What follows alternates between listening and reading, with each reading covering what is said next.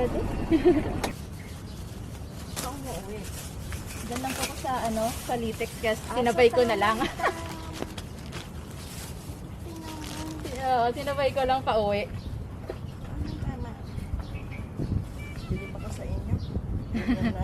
Ang dami ng trabaho ng mga babae. May nakita nga ako construction dyan sa may North Avenue. Ah, Mga babae. kailangan na magtrabaho ngayon.